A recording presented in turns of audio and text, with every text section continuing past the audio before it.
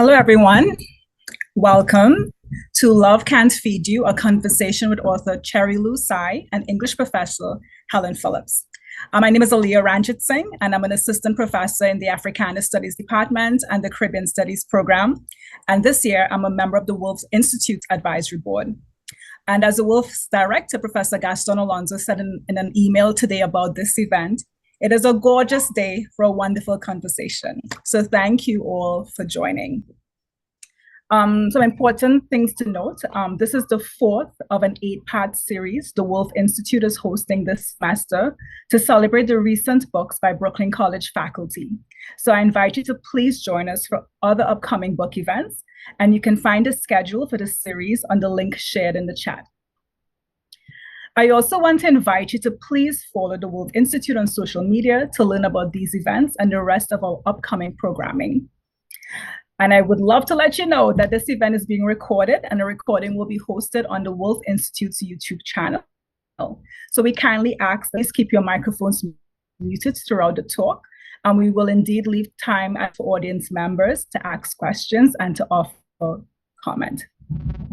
So our two speakers today. Cherry Lou Tsai. Cherry Lou Tsai is a writer and playwright originally from the Philippines and currently based in Brooklyn, New York. She received her BA at the Gallatin School of Individualized Study at NYU and her MFA in playwriting from Brooklyn College, where she has been an adjunct lecturer in the English and American Studies departments. Cherry is also a teacher with PEN America's Dreaming Out Loud. She has received fellowships and residencies from VONA, Tin House, and elsewhere. Love Can't Feed You, I have a copy here, is her debut novel. Like the book's central character, Queenie, Cherry Lou Tsai is of Chinese and Filipino heritage, immigrated to the US at a young age, and has worked a series of odd jobs.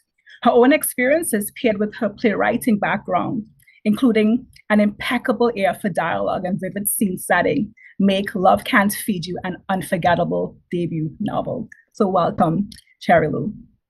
Helen Phillips is the author of 6 books, including most recently the novel Hum. Her novel, The Need, was longlisted for the National Book Award and named a New York Times Notable Book of 2019. She's the recipient of a Guggenheim Foundation Fellowship, a Rona Jack Foundation Writers Award, and the Italo Calvino Prize in Fabulous Fiction. Her collection, Some Possible Solutions, received the John Gardner Fiction Book Award. Her novel, The Beautiful Bureaucrat, a New York Times Notable Book, was a finalist for the New York Public Library's Young Lions Award and the Los Angeles Times Book Prize. Her work has appeared in The Atlantic, and New Times, and on selected shorts. She's a professor in the English department at Brooklyn College. So please, let's welcome Cherry Lou and Helen.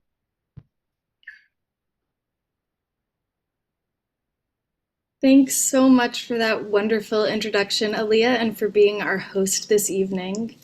Thank you, Gaston, and the Wolf Institute for having me and Cherry. And I know Kiana, who's not here, did provide a lot of technical support. So thank you, Kiana, from afar. And thank you to all of you for coming. It's so nice to see colleagues from across the college here. And really most thanks of all to Cherry Lou. I'm so honored that you asked me to do this with you, and it's really an amazing experience. Cherry Lou took a class with me in 2018, so it's just a very cool experience to get to know someone as a student and then see them develop and publish a book, and it was really a pleasure along the way. Cherry would sometimes reach out to me when she was thinking about agents and publishing, and it's just been such an honor to play a role in this process, and I truly, deeply love your book, and I'm just so excited and honored to be here. Did you write an early section of this book in Experiments in Fiction? I don't think so. I may have, I don't remember. I thought there was a brief journal entry or something that maybe. I had an echo of in the book. But anyway, it's been, because everything is sort of just an echo of each other. I understand. And you were working with some of these themes, I think, in the class. So I'd actually like to begin by sharing the blurb that I wrote for the book. I had the great honor of being an early reader of this book, and so I'll read this just because I think that it was my best way to try to capture this book, which is hard to capture because it really encompasses so much. But I wrote, "In Love Can't Feed You," Cherry Lou Tsai keenly and compassionately evokes a vivid cast of characters. Queenie is an irresistibly honest and wise narrator who carries the reader along as she navigates her many identities: Filipina, Chinese, New Yorker, immigrant, daughter, sister, student, worker, woman, friend, lover. Rich with emotional nuance and deeply absorbing, Love Can't Feed You is a potent debut from a powerful new voice. So with that slight description that can't even capture the depth and beauty of this book, I would like to turn it over to Cherry, who's going to read from the book for a little bit before I begin grilling her with all my questions.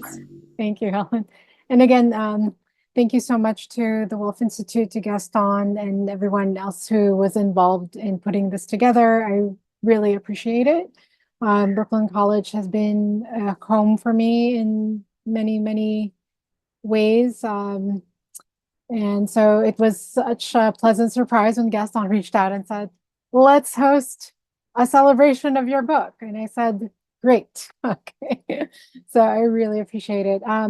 Before I begin, I just wanted to talk about that this is a work of fiction. It is not a memoir, because I say that because there are people who think that just because the narrator Queenie has very similar aspects to me, they think that, oh, is that you? I mean, it's really you, right?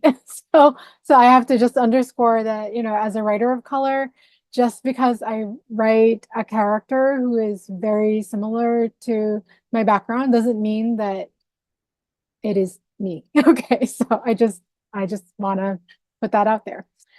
This is a story about a family from the point of view of Queenie, who at this point is 17 years old when we first meet her. And she, her older Chinese father, her younger brother, they are traveling to New York to meet with her mother, who is a nurse. She's been a nurse and worked in New York for 5 years, so they hadn't seen each other in 5 years. But she's changed, and that's really where it begins, this American journey. Instead of to the American dream, it becomes the American nightmare. So with that, I'm going to begin. Helen, you've heard some of this before, so just pardon me. I love to hear it again. Please do not apologize. Okay. Papa tells me to pray. My mouth forms Hail Marys, but the monster in my stomach shoves its way to my throat again. The queasiness possesses me with the violence and pins me to my seat as I lurch, like the women from back home, the ones who thrash on the ground filled with the Holy Spirit. I should have given you the Dramamine, Papa says for the 10th time since we left Ninoy Aquino International Airport in Manila. Papa didn't let me eat anything he could save for later, the crumbly granola bars, foil-wrapped biscuits, and even the hard dinner rolls. He pocketed the silverware too. He complains to the flight attendant and asks for more vomit bags since I have used mine, his, and even Junior's vomit bags. Junior sleeps soundly on the other side of Papa, his legs akimbo. A white woman next to me turns to her young companion and shakes her head. Her disgust pierces through my nausea. "Never have children," she says. My ears pop and the rest of her words blur. The plane rocks from the turbulence of November winds. My eyes roll to the back of my head. "Can't you do something about your grandchild?" the woman asks Papa. Papa apologizes to her, ashamed to say that I am not his grandchild, but his teenage daughter. How could he explain his silver hair to her? How could he explain that he fathered his first child, who has done nothing but stir trouble, at the age of 50? He says that I've been throwing up nonstop because he didn't give me Dramamine. How this is our first plane ride. How he should have known that this was like taking a long bus ride, only worse. He even tells this stranger that he would give me Dramamine as a 2-year-old to control the motion sickness, a sickness that made me a terrible travel companion, when what he needed was a good girl who never made a fuss. The white woman softens a little and tells him how she learned from a Chinese herbalist that ginger is good for motion sickness and that he should be giving me ginger instead. She mentions that the herbalist helped her with her many health issues, explaining the concept of hot and cold in the air in the body, the yin and yang. Aren't you Chinese? She asks him. Papa's tongue loosens and says yes, but not exactly Chinese. The woman's mouth makes an O. He tells her that his parents moved from China to the Philippines and that he was born and left in the hospital for 2 years because his parents couldn't afford to have another mouth to feed. What a shame, the woman says, then asks him if we are going to the US for a visit. Papa pauses. It feels like the same question the man from the embassy asked us a few months before. Papa tells her the story we all rehearsed before the interview to get our visas, that we're tourists visiting Ma, who's been in New York working as a nurse for the last 5 years, that we're going to see snow for the first time, that 5 years is long enough for a mother to go without seeing her family. What do you do? The woman asks. Business, Papa says. The little lies and the big lies all meld. He doesn't tell her about all the money he lost, how he bought wholesale rice the year when 3 Category 3 typhoons flooded the rice fields, along with the stockrooms that housed the harvested rice, or that his partner ran away with the money that was supposed to be used to pay off their creditors. He doesn't tell her about getting into the export business with an Australian man who fled after the big earthquake and left him with a storage house filled with giant rotting wood carvings. He doesn't tell her that he wants to start fresh in America.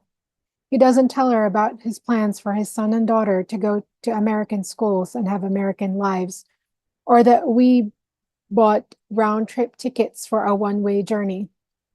This is inside talk that she doesn't need to hear. How long are you going to stay? She asks. Okay, I'll finish right there. Okay, well, I could certainly listen to you read that for way longer, but that was wonderful. Thank you so much. I always find it so cool to hear it in the author's own voice. Um, okay, so Cherry, I have so many questions, and we will, just to share a little run of show, we will open up the floor for audience questions towards the end, but we'll see how many of my million questions we get through. But I want to begin with just a simple question to get us started. Can you share a little bit about what some of the early inspiration was for you to write this book? Sure. I I was reading a lot, as you do when you're a writer. And one of the books that I had read earlier, it's called The Lover by Marguerite Duras, and it was a French translation. So originally it was in the French, L'Amant. I don't think I'm saying it right, but that's how it is in the French. So it's the story of this young French girl who was 15, and she had living in French Indochina, and she had an affair with a very wealthy 27-year-old Chinese man. And the whole book was just this talk about her desire and how it was wrong and it was taboo, and it was an interracial romance. Especially back then, it felt very um, it felt very sorry, my brother is coming in. I am a meeting. Okay. Brooklyn apartment. So anyway, um, I had never read in a book a Chinese male protagonist being the love interest, and that made such an impact on me. One, I had never read I mean, I'm sure there are books out there, but that was the book that I encountered then. Uh, a May December romance, a younger woman, older male, and that reflected sort of the relationship my parents had, a very tumultuous relationship, as I had seen growing up. And it made me think, what if they had a child? I mean, they did not have a child. It was a tragic romance that ended in them breaking up. So I could not stop thinking about this book. I kept thinking about this over and over again. And then I basically superimposed my own parental figures in it, and then thought, well, what if they had a child, right? Like who was not like me, but like me too, and then that became the motor that engined the whole thing. Yeah. That is so interesting. I did not know that that book had been such an inspiration for this. Thank you so much for sharing that. Um, Oh, and there were people who do not like this book, by the way. When I took a reading class with Sigrid Nunez, I think she hates this book. So she thought it was annoying. So I just thought that's interesting. And then it made me also think in this idea of annoyance at a book, because not all of us like the things that tastemakers say, oh, you should love this, right? Because when we end up reading it, we say, oh, what are people thinking? I mean, I have this conversation all the time with friends, etc. And that's the thing, right? It's super subjective. So I went in thinking, okay, there are people who hate this book. So I was thinking there are probably going to be people who will hate my book then.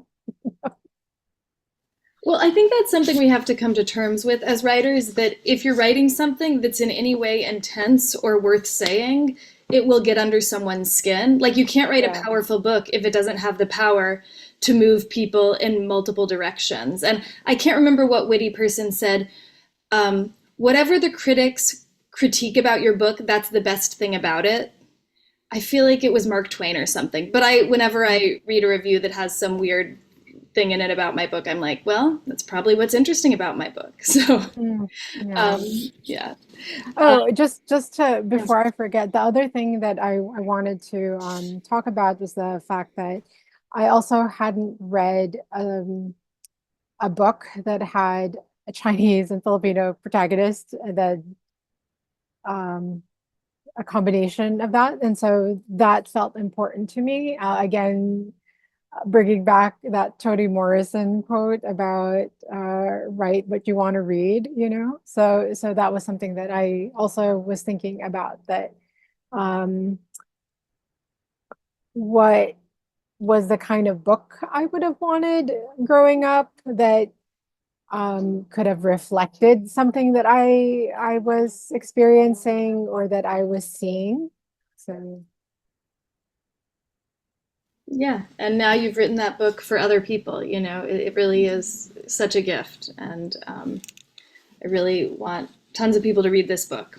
Um, and I think they will. This is a really powerful coming of age story. And I think there are many different points of resonance that people could experience with this book. And I'm hoping that with my questions, I'll cover some of them, not all of them.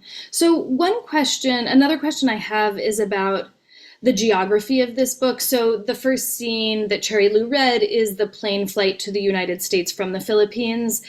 And the geography of New York is something about Cherry Lou's writing, is that it's very viscerally and physically grounded, as you can see in that first scene. And we really get New York, like in all of its smells, good and bad, and all of its texture. And we also have, to a lesser degree, but still very prominent for me, imagery and scenes from the Philippines. So I'm curious just about the role that setting plays for you in the book thematically, and or when you were writing it as an yeah. inspiration. Yeah, I mean, I feel very strongly about New York in particular, just because I've become a New Yorker in the immigration experience, and then it's not that I have been to other states, like too many states, right? But I feel like it is very different, and I also wanted to highlight a kind of grittier New York that may not be in some of the other fiction that's out there, because when Purchasa Kapoor actually wrote her blurb for me, she talked about the New York immigrant book. And I never thought of my book as being part of a genre before, because I don't know about you. When I was working on it, I was just hoping that I finish it and then that somebody would want it and buy it and all of that. So I wasn't thinking about it in terms of genre or any of that. I was just thinking about, well, what is my obsession? So part of it too is this idea of place and how and I have actually one of the characters, there's a Korean laundromat run by this Korean immigrant, Mr. Park, and then he says to the father, uh, "The land shapes us," when they're talking about, how people change. So I thought about that. I mean, I think about for the most part how where we are geographically that shapes so much of who we are as people and what we see and experience. So I wanted to really put New York the way how I was experiencing it in the map, or in the book. Yeah, I do. That was a big part of the reading experience for me, just feeling New York really just in vivid, full texture before my eyes. So maybe this ties into the question about setting to some extent, but I've heard you now a couple of times describe this as a book about not the American dream, but rather the American nightmare. Mm. And indeed, the family undergoes some serious ruptures in their life in the United States. So I'm curious how you would talk about that, sort of the American nightmare versus the American dream, and the perspective that this book might offer on the immigrant experience, at least for this family. Yeah, I feel like if you ask any immigrant, there is this idea that they are coming to the United States because they had heard good things about it. They had seen good things about it through the movies, through television shows. So it's a very golden feel to it, it's almost like the golden hour, that in between sunset and dusk. So it feels something like that. And that when people arrive here, as they start to assimilate, uh, part of that experience kind of becomes real in the sense that, oh, this is not what I expected. It's not, there is no, the streets are not paved with gold, Um, so I wanted also to talk about healthcare. I mean, that's covered in the book. I wanted to discuss about how folks surrender part of themselves in that assimilation stage in order to belong to the American dream, and then by the end of it, when you're chewed out by this assimilation stage, it's a different you.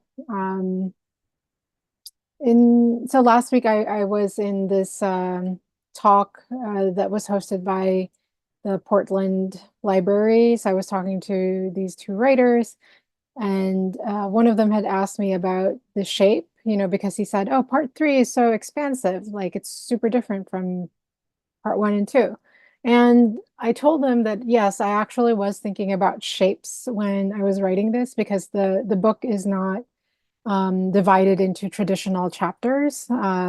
Some of them, they're parts, but not chapters. And then within the parts, some are very long, especially in the beginning. But then as we move to the end, it becomes choppier, it becomes a lot shorter and more fragmented. And I hearken that to this idea of fragmentation, that happens when people um again, when I say people, I mean immigrants, when they grow up to become American, right?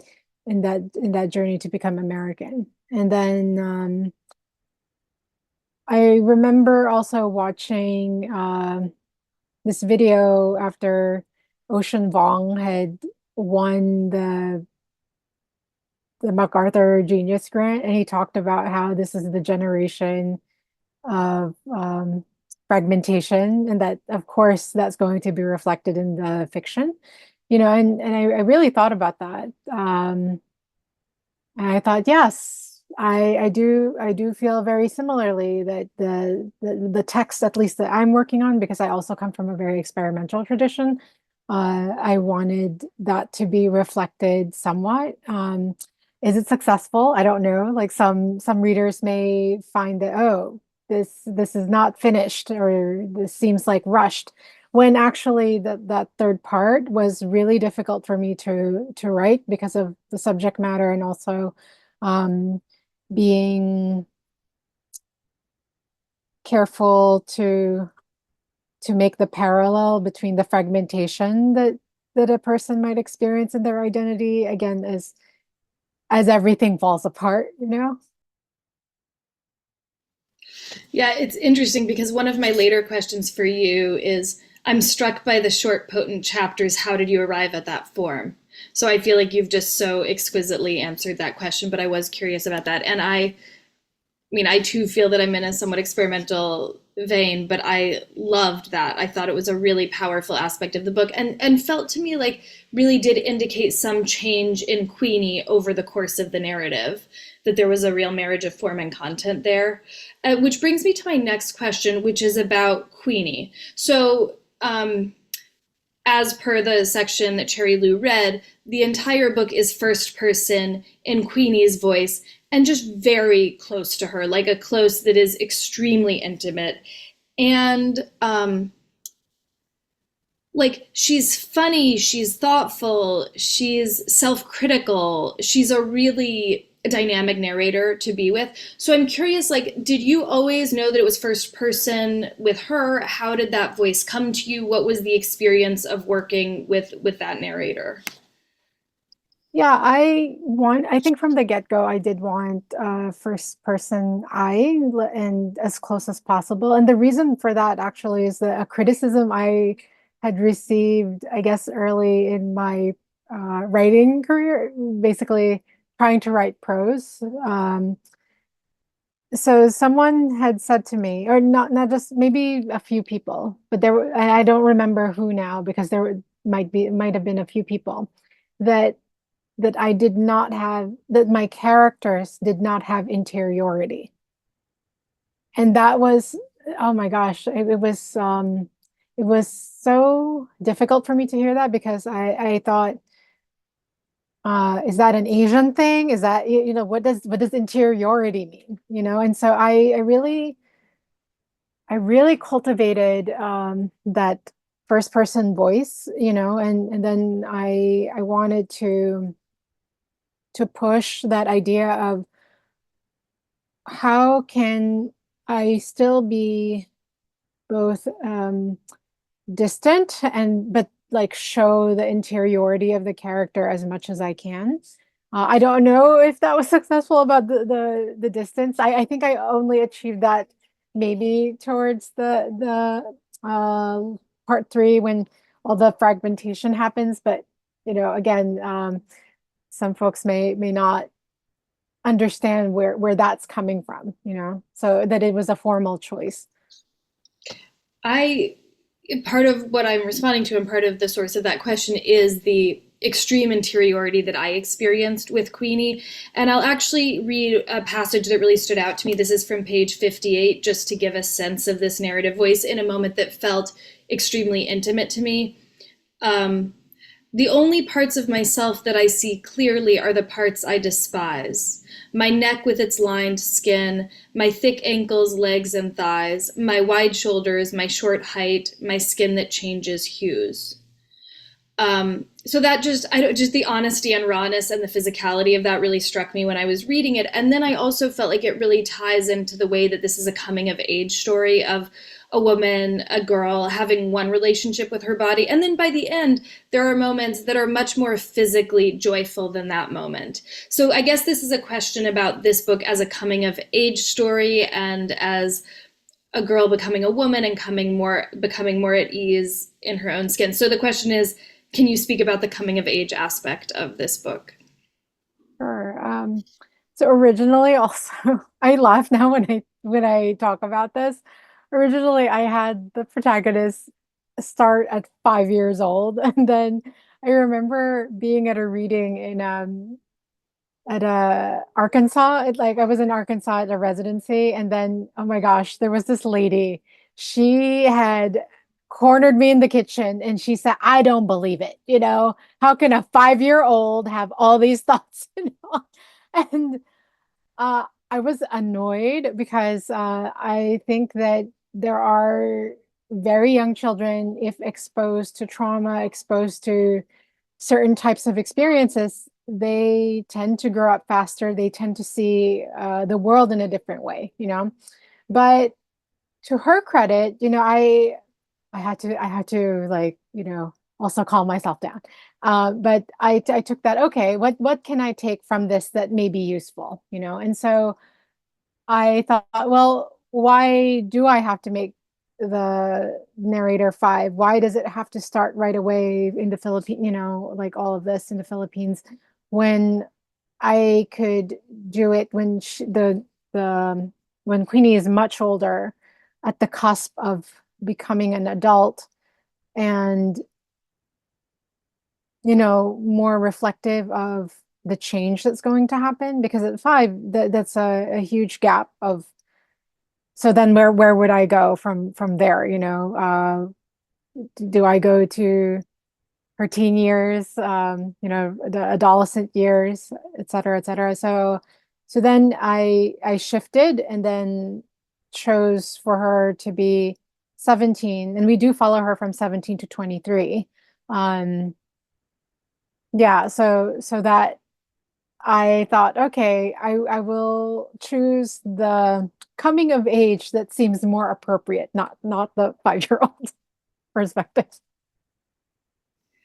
That's funny. I'm interested in 5-year-old Queenie for sure. Maybe there's a prequel here, but Gosh. I like the 6 years that it covers are, I think, very potent years in someone's life, in a lot of people's lives. So I want to talk about. I feel like there are many ways in which this is a book about work, and there are a lot of different jobs that Queenie has. One is caring for a wealthy elderly woman, Miss Beatrice. The job is really intense, and as are other jobs she has in the book, including work in the sexual vein. So I'm curious what you were thinking about in terms of labor and caregiving and work overall when you were writing the book. Yeah. So particularly in the Philippines' biggest export is human labor. And I had actually said this during my book launch a few weeks ago.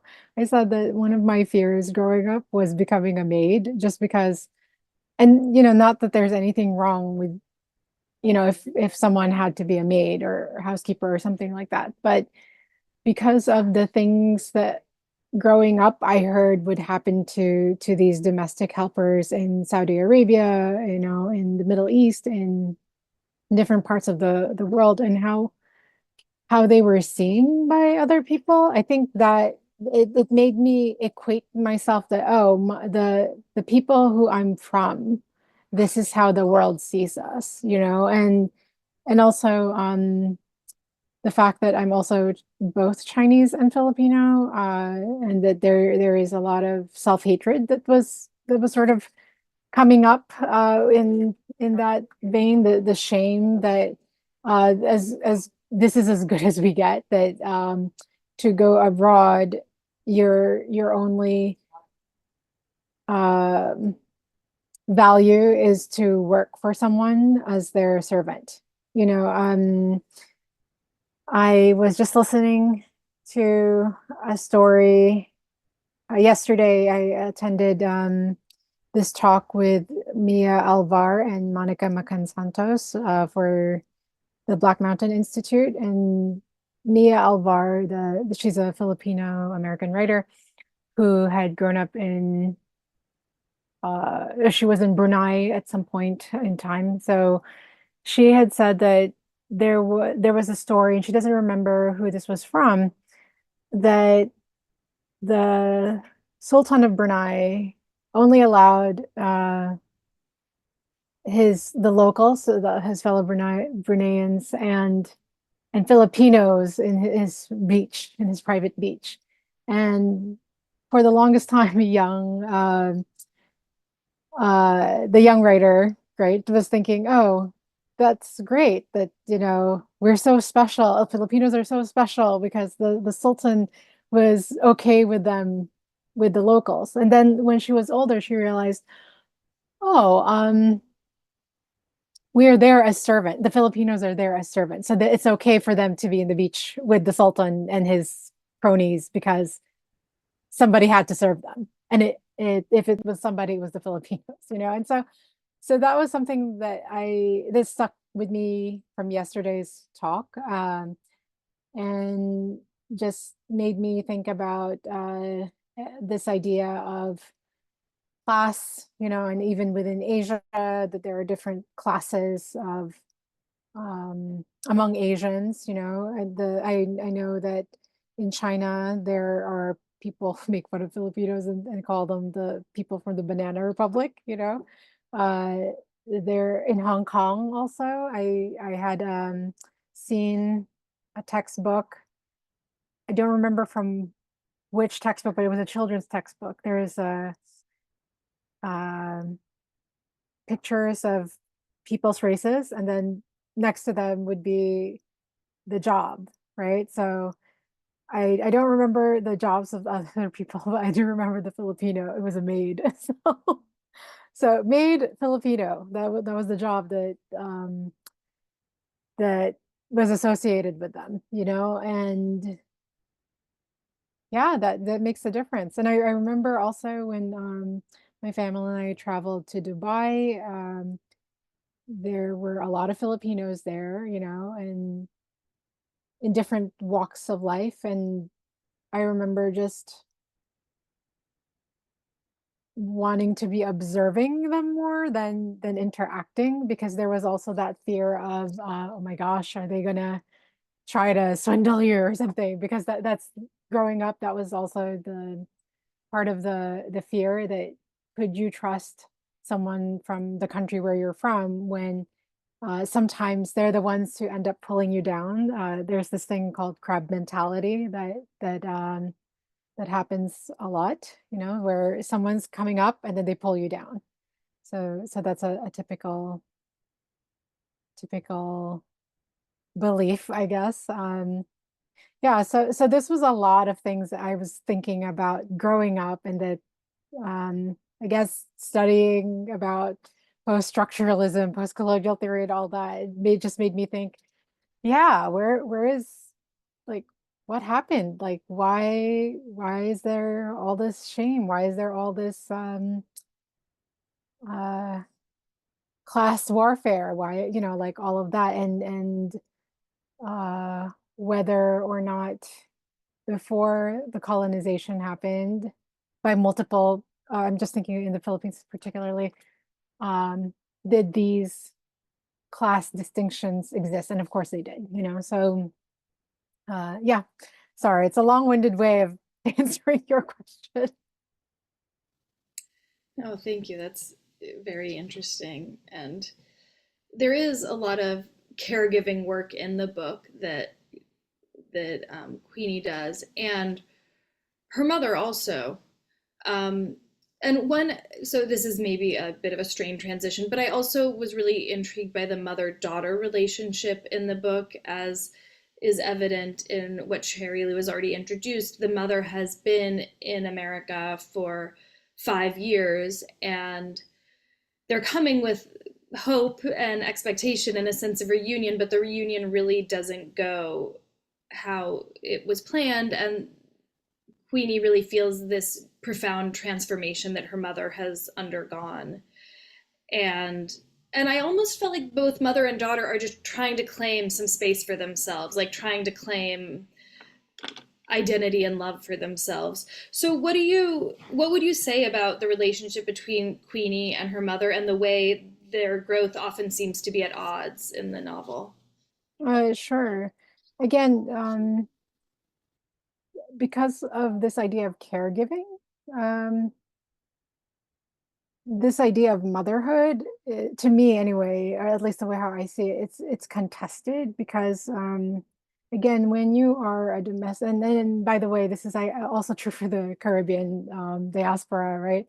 Where you have folks who are paid to care for other people's kids and they don't see their own kids, and then you have a fracture. So in the case of um, Mel, the mother, Queenie's mom, she's in New York as a nurse and not taking care of children, right? Like as a nanny or something like that, but as a nurse, she's still caring for other people, not her family, And also, of course, I'm not going to discount the idea that in traditional cultures, patriarchy is still a big issue, and that women are, I don't want to say just jailed or something in this, or uh, they're only in caregiving positions. That's what is attributed to them.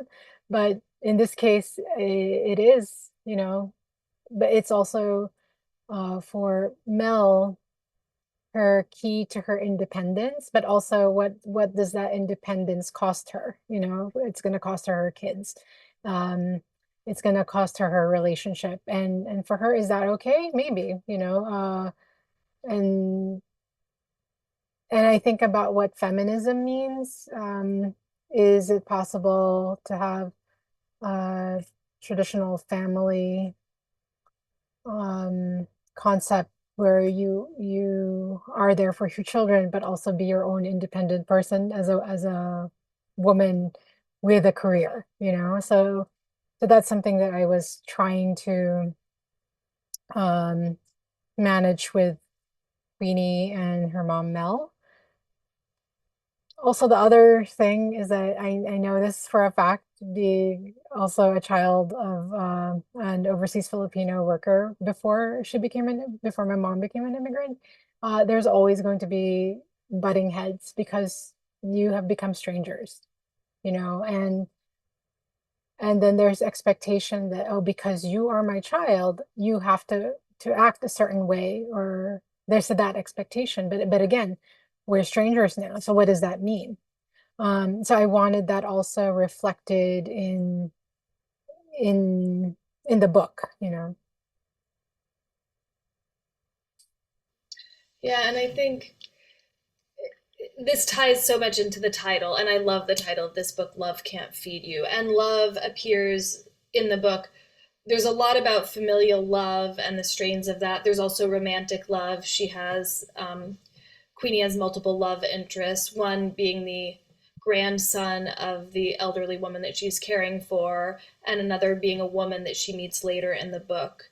So I mean, this is kind of a question about the different kinds of love that exist in the book, but maybe even more so, more pointedly, a question about this phrase, love can't feed you, and how you arrived at that title and how you see it connecting to the action in the book. Yeah, so that phrase comes from a conversation that Queenie and her mom are having. So the mom tells Queenie, well, love can't feed you, Um, and she's talking specifically about romantic love, but in the grander scheme of things, I also think about that, especially from an Asian background, where what you love to do, especially if you're an artist, that it does not feed you, that it cannot feed you. So there's two ways that if you do not uh, go into a practical field, that it can't feed you. Then the other bit, are you with someone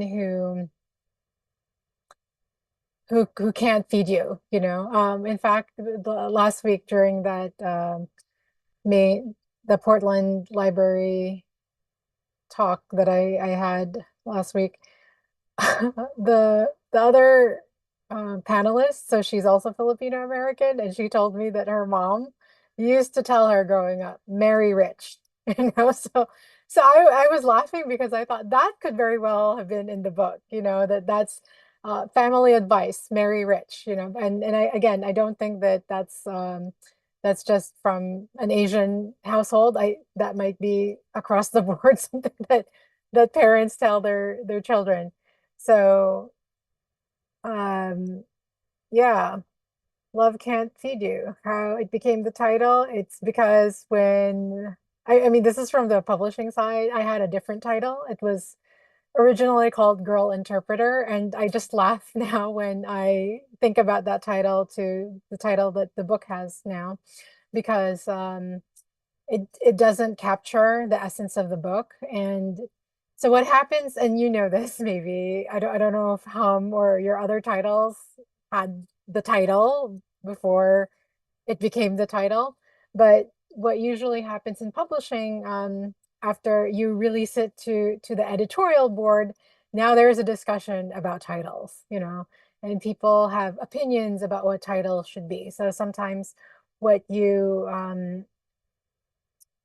think your title will be will not end up being your title. But when one of the editors that was interested in acquiring the book was talking to me about the book, he he was so fixated on this phrase that he told me this has to be the title.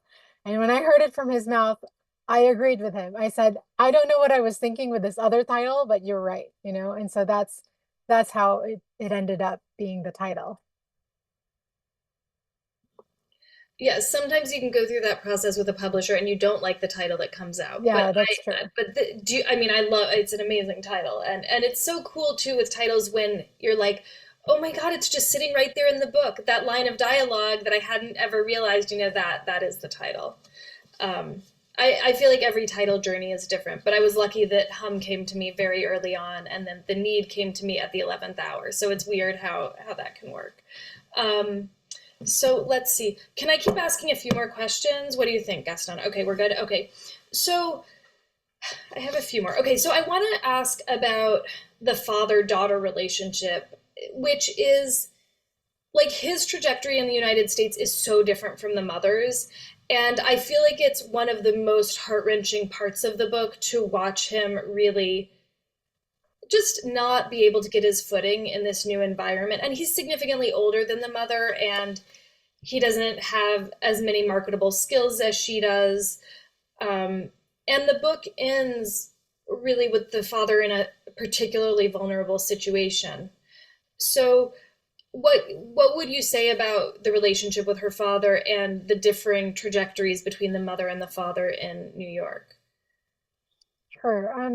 So originally I wanted to focus only on the mother-daughter relationship, but from a personal standpoint, during the pandemic, my dad had been found at a bus stop in Coney Island, and for a while we had thought that he was attacked because of how he was found, and he had a head fracture, and all of that.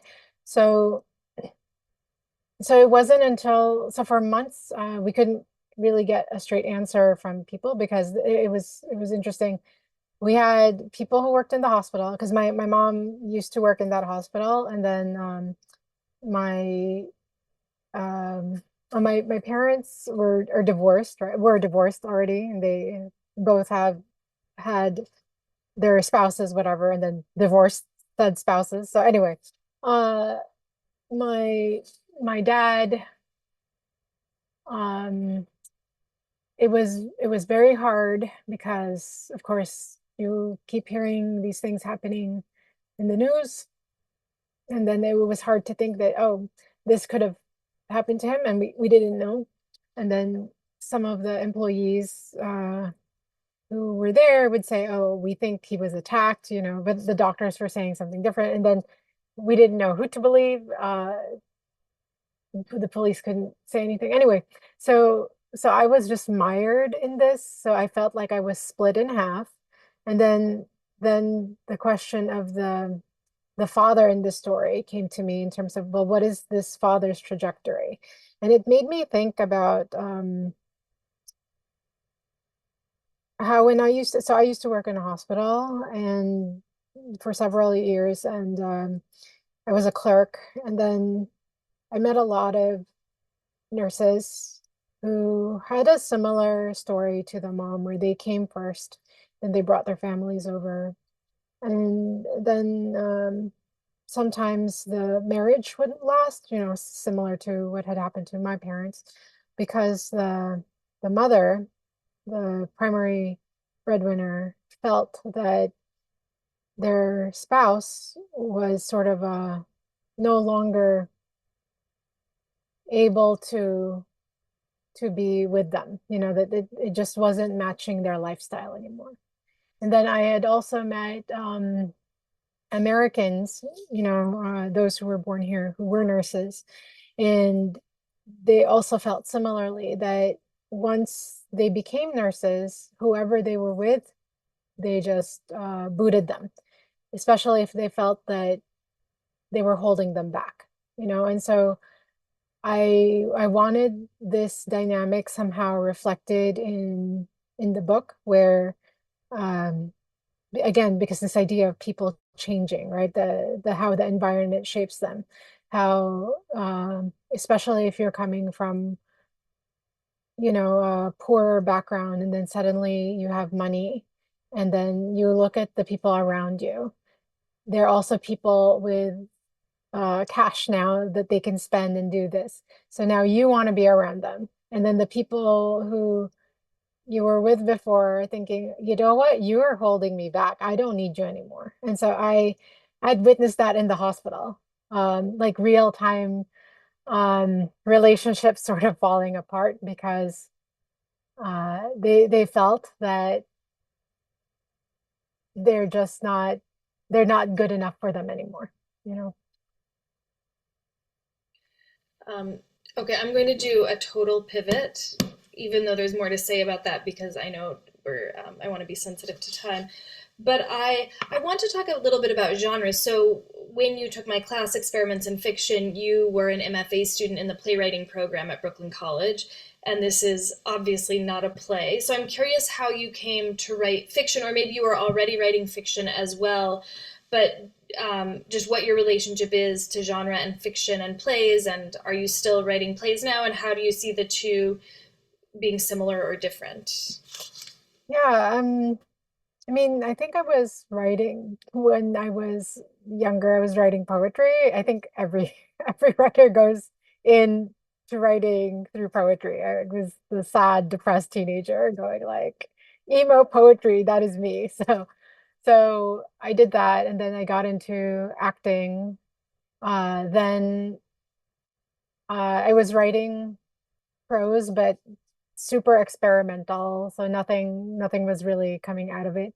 I ended up writing plays because when I was acting, I guess that's reflexive. I started writing my own stuff because when you are a person of color, it's hard to be cast in anything, because it's not made for you and your type. So I was thinking about doing a solo show. It didn't happen because of the topic of that solo show, but anyway, that's another story. And then I ended up in this mixed genre MFA, I think, with Jessica Hagedorn. But then there was a money issue, so I dropped out. And then I ended up at Brooklyn College's MFA playwriting program. Mac Wellman gave me a full ride, so that's how I got into playwriting more seriously. And then as I was in there, of course, I was meeting folks like you, my classmates who were in the MFA fiction program. I mean, I couldn't take the workshop, but uh, I guess it was in my mind also. And then my last year of the playwriting um, year, it was, I don't know, I was really depressed. I had an injury.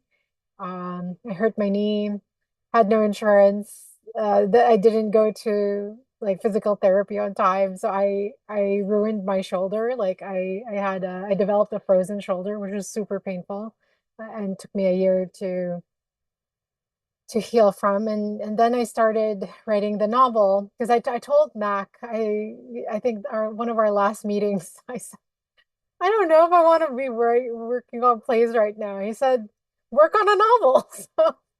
So I said, yeah, why not? Okay. And then I was in this novel generator program at Catapult because I didn't have the discipline to write. The writing is so different between genres. With a play, you can write a scene and then have people like just read it right away. With prose, it's not that quick, I mean, I don't know about other people, but it's definitely not quick for me. And there's a lot of revising before you even show other people. So I just kept working on the novel. Then the pandemic happened, and then I thought I'm not going to be doing Zoom theater. And if this is what theater is now, I don't think I want any part of it. And so I really leaned in on trying to finish the novel. So there was that, and so I did two things during the pandemic. So of course, I was still an adjunct because I'm not an adjunct right now in the school because I had a baby and there's other issues going on. So I was very frustrated with what happened with I guess with Asians just being attacked left and right, and of course the Atlanta shootings just made me feel like what am I doing with my life, you know? Um, and then I worked on the novel. I did stuff with like this. I worked with the MTSRP program, the Mellon transfer students. So between the two of them, I felt like, okay, my life is having meaning right now, and because I don't know what else to do. I can't go out there because I was also afraid for myself. I had people follow me, and there was one time a woman crossed herself seeing me cross the street. At the supermarket, I've had twice this happened. A lady yelled at me to stay away from her. So it was such a visceral experience. I felt like I need to do something with my time and myself that has a shape, a definite shape. Otherwise, I'm going to go crazy. Also, with what happened with my father, it just made me feel like, okay, I need to work on something as I'm grieving because this is so hard. So yeah, that sort of hand in hand, I guess they went together, the playwriting and the prose writing. Yeah, thank you so much for sharing all of that. I think I'll open it up to audience questions. I have more questions myself, but I do want to give, I know we are ending in about 15 minutes, so I want to give time for audience questions. So I think that Aaliyah is going to manage that. If you want to put those in the chat or raise your hand on screen or raise your cute little hand, whatever you want to do. Yes, please don't be shy. Thank you so much, Helen and Sherry Lou, for just a beautiful conversation. I could tell that you all are both like true storytellers from the questions to the responses by Cherry Lou. I was completely just like plugged in, like locked in. So thank you both so much. Joseph, the floor is yours. Hello. It's so nice to see you all. Cherry Lou, congratulations. This is so monumental. I'm so impressed and inspired by the fact that you've published this novel. It's incredible. And you've been such an important part of, Brooklyn College and important changes, particularly around Asian American studies and working with students at the college. So I just want to commend you. But I also have a question. I'm really interested in labor and literature and work. One of the novels that I've written about recently, as a sort of a literary studies person, right, is Ocean Vuong's On Earth We're Briefly Gorgeous, right? It's like yours is a novel about many different things, right? It's about family and generations and immigration and poverty, but it's also a labor novel where work, both in the nail salon and on the farm, are really crucial aspects. And it sounds like work, there's care work, which you all talked about, and it also sounds like there's labor of other sorts in the novel, that Queenie is a worker, right? And I wondered if you could just talk a little bit about how you thought about bringing work into the novel, how you thought about narrating work, like, what role it plays in the story, and how you as a writer sort of set out to bring it in a certain, whatever you wanted to do. I would just love to hear your thoughts or meditations on that. Oh, thank you for asking that question about labor, Joseph, because you're right. The novel is, as much as it is about all those other things, it is definitely a work about labor. And part of why I decided or came up with the structure of the novel, because it's almost picaresque, like we have episode. So there's a little bit of episodic adventures that she has looking through her work. I feel, especially right now, especially with the gig economy, that it was important for me to reflect that. So there is, of course, labor in terms of transnational labor, where the United States, for example, has imported nurses from abroad in order to fill its labor force, you know, um, especially with the healthcare shortage. And then so there's that overarching picture in the background. And then within Queenie's life, she enters the workforce first as this caregiver for this older lady. Then later, she ends up doing a little bit of sex work, and what the labor is like over there about bodies and care, and then what is expected now because your body is being paid for, or your time is being paid for. And then at some point she also takes on a security job role, and um, it's I guess caregiving in a different way, because now you're protecting a perimeter, So so that's I also, besides Queenie, um I have the secondary characters also focus on in their labor. So for example, the Korean owner of the laundromat. He is definitely talking about labor, about what he has to do, about what women's work is now that he's here. He has to shift his views on what women's work is. The how labor as status also, because the father, he used to be in business, now he has to be a janitor. And then yeah, just everyone has this kaleidoscope of what work has meant for them because of who they are in their station in life, you know. I love it. It sounds really powerful. I'm excited to read it, and thank you for this terrific event, everybody who was involved. Any more questions? Please feel free to raise your hands, or you are free to type your question in the chat. Gaston?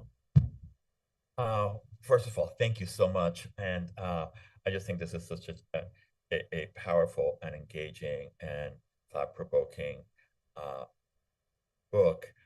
I was taken by the title because I also love the title. It grabbed me right away. It made me want to know more. It made me want to dive into the text. Girl interpreter. You told us that was originally the title. You're going to Yeah. tell us. And so I'm wondering if we can go back to that conversation and give us a sense of what was your original thinking behind that title? Oh, okay. I haven't been asked that question before, but so thank you. The reason was because part of what I was thinking about was this idea of becoming, so that each person, particularly Queenie in her point of view, has to interpret what it means to be a girl, to be a woman, to be an immigrant, and so she is like the girl interpreter. I love the title that was, I love the current title, but I can see how that works so well in the text as well. And so I was curious about that. Thank you so much. Any other questions? Maybe I'll ask my final one but I don't want to be greedy, so please, anyone else interrupt or throw it in the chat. But I just want to like have everyone relish the cover for a minute, Okay, yeah. which Gaston thankfully has as his background. But it's such a striking cover, and I'm curious how it was arrived. I mean, I've had so many different cover experiences myself, but how did you guys come to this, and do you love it as much as I do? Oh, I am in love with this cover. It was amazing. My cover, the designer Dominique Jones, she is just incredible. There were two choices. I wasn't too crazy about the other one that she had, but this just like popped. It was incredible. So there is, I don't know if anyone can see it, but the yellow, it's a snake imagery. There is a snake that is prominent in part two. And I guess she took that as the motif for this, and obviously the font is great with how she picked it. And I will say that the whole Adam and Eve story about the temptation and the snake, that also plays a part in this subconsciously. Thank you so much. So there is one question in the chat, and it is, while you were writing, did you always have the ending in mind? Not until my father passed away. I had a very different ending, and then when he passed away, I just wanted to have a place where I was honored.